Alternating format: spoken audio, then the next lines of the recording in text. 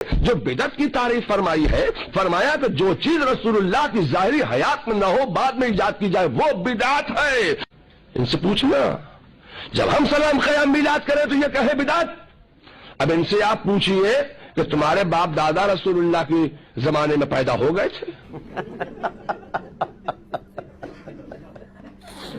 نہیں ہوئے پیدا، تو ان کا پیدا ہونا یہ کیا ہوا؟ ہم جب میلاد کرتے ہیں تو نادان کہتا ہے بدعت۔ تیرا باپ بھی رسول اللہ کی ظاہری حیات میں پیدا نہیں ہوا تھا، تیرا دادا بھی رسول اللہ کے زمانے میں پیدا نہیں ہوا تھا، تو تیرا پیدا ہونا یہ کیا ہوا؟ یہ بھی تو بدعت ہے۔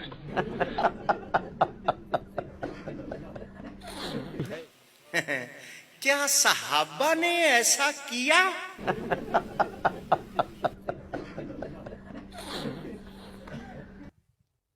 بریانی کی صحابی نے کھائی تھی۔ اپنی بریانی ثابت کرو بخاری سے، پراٹھے قورمے ثابت کرو، پیزے ثابت کرو۔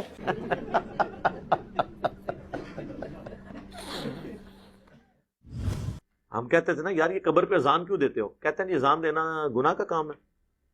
تسی کہنا ہاں یار ان کے جواب دئیے نا۔ تو اسی طرح شریعت نے اذان قبر کا منع نہیں کیا تو جائز ہو گیا۔ جواب ہم دیتے ہیں آپ کو، ان کو کہ یہ آپ جنازے کی اور عید کی اذان کیوں نہیں دیتے؟ وہ کہتے ہیں نہیں نبی علیہ السلام نے نہیں دی، تو کیا یہ گناہ کا کام تھا جو اللہ کے نبی نے نہیں کیا؟ کہیں گے نہیں، بس آپ نے تعلیم نہیں فرمایا، تو یہ قبر پہ اذان کہاں تعلیم فرمائی ہے؟ پھر وہ کہیں گے ہیں او کرن گے ہیں، ان کو دیو نا اذان، اور تو ساڑھے لی ڈیفینیشن مان لی ہے۔ سر حضور نے منع فرما دیا، صحیح مسلم میں حدیث ہے 2005 نمبر، اور یہ حدیث کے راوی ہیں امام جعفر، اور انہوں نے روایت کی ہے امام باقر سے، اور امام باقر نے روایت کیا ہے جابر بن عبداللہ سے کہ نبی علیہ السلام جب کبھی بھی جمعے یا عید یا کسی اور موقع پر تقریر کرتے تو آپ کی آنکھیں سرخ ہو جاتی، آواز بلند ہو جاتی، جیسے کوئی جرنیل اپنی فوج کو تیار کر رہا ہو، اور آپ فرماتے کہ میں اور قیامت اس طرح ساتھ بھیجے گئے جیسے یہ دو انگلیاں، اور پھر آپ کہتے اما بعد فإن خیر الحدیث کتاب اللہ وخیر الہدی ہدی محمد صلی اللہ علیہ وآلہ وسلم وشر الامور محدثاتها وکل محدثۃ بدعہ وکل بدعۃ ضلالہ وکل ضلالۃ فی النار۔ کچھ الفاظ جامعہ ترمذی میں ہیں، کچھ سنن نسائی میں۔ آگاہ ہو جاؤ، سب سے بہترین کلام اللہ کی کتاب ہے، سب سے ہدایت یافتہ راستہ محمد صلی اللہ علیہ وآلہ وسلم کا ہے، اور سب سے بدترین کام وہ ہیں جو دین میں خود داخل کر دیے جائیں، اور وہ تمام کام گمراہیاں ہیں، اور تمام گمراہیاں دوزخ میں لے جانے والی ہیں۔ تو حضور نے منع ہی کر دیا نا۔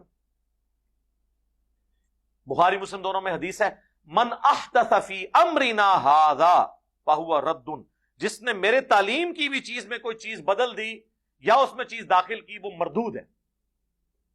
تو فوراً آپ کو مثالیں دیں گے کہ جی یہ جو آپ نے لائٹیں لگائی ہوئی ہیں، ہم ان بتیوں اور بلبوں کی روشنی میں بیٹھے ہوئے ہیں، ان دنوں پنکھے بھی نہیں تھے، اب پنکھے کجا اے سی کا سلسلہ ہے، اے سی کا ڈبہ بھی اب پرانی چیز ہو گئی، اب تو سینٹرل اے سی کا نظام چل پڑا ہے، پوری عمارتیں فل ایئر کنڈیشنڈ ہوتی ہیں۔ پہلے گھوڑے اور اونٹوں کی سواریاں تھیں، اب جناب وہ ہوائی جہاز فضاؤں میں اڑتے ہیں۔ تو صحابہ کرام علیہم رضوان کے دور میں چراغ تھا، تو پھر آپ بتیوں کی روشنی میں نہ بیٹھا رہے۔ ان لائٹوں کا دین سے کیا تعلق ہے میرے بھائی؟ ہوائی جہاز میں حج کرنے کا دین سے کیا تعلق ہے؟ یہ دین کو سپورٹیو کام ہے، ڈائریکٹ دین نہیں ہے۔ ڈائریکٹ دین اس وقت ہوں گے جب آپ کہیں گے جو ہوائی جہاز پہ جائے گا اس کا حج ہوگا، جو نہیں جائے گا اس کا نہیں ہوگا۔ آپ بے شک گدھے پہ جائیں، آپ بے شک پیدل جائیں، یہ دین کو سپورٹیو چیز ہے۔ کیمرے میں ریکارڈنگ دین کو سپورٹیو چیز ہے۔ نماز پڑھتے ہوئے کوئی کہتا ہے اوپر اس قالین کے اور سامنے اس اے سی شریف کے، کہتا ہے، اور نیچے سیلنگ شریف کے، اور منہ طرف خانہ کعبہ شریف کے، یہ کو کہتا ہے؟ تو یہ دین نہیں ہے، دین کو سپورٹیو چیز ہے۔ تو حضور نے ان چیزوں سے تو منع نہیں کرنا تھا نا۔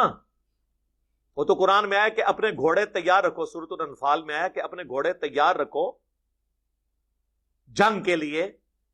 تو آج کے دور میں جب آپ یہ بات کریں گے تو اس سے مراد یہ ہوگا کہ آپ نے لیٹسٹ اسلحہ تیار رکھنا ہے, یہ تو نہیں گھوڑے تیار رکھنے ہیں, وہ تو جنرل بات ہوتی. تو یہ تمام چیزیں ہیں دین کو سپورٹنگ.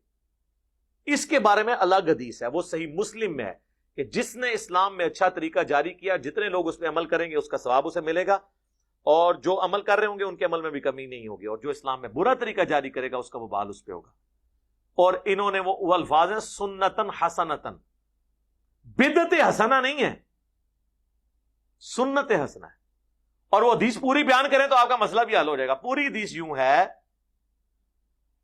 کہ نبی الاسلام نے کچھ نیو مسلم آئے جن کے چہرے پر بھی غربت کے آثار تھے. نبی الاسلام نے مسجد میں ممبر لگوا کے خطبہ دیا. آپ نے پھر قرآن پاک کی مختلف آیات تلاوت کی جن میں صدقہ اور خیرات کی ترغیب دلائی گئی. اینڈ پہ آپ نے کہا کہ اللہ کی راہ میں صدقہ کرو. ایک انصاری اپنے گھر گئے اور وہ اپنے گھر سے کافی سارا سامان ایک تھیلے میں اکٹھا کر کے, اور صحابہ کرام کہتے ہیں کہ وہ بڑی مشکل سے اس کو اٹھا کے لایا, گھسٹتا ہوا لا کے مسجد کے صحن میں رکھا. تو حضور علیہ السلام کا چہرہ مبارک اس طرح چمک اٹھا جس طرح کے سورج اور سونا, کیونکہ اس کی وجہ سے باقیوں کو بھی جیب ڈھیلی کرنے کی ترغیب ملی. پھر ایک اٹھا, دوسرا اٹھا, لا کے مسجد میں ڈھیر لگ گیا, حضور خوش ہو گئے.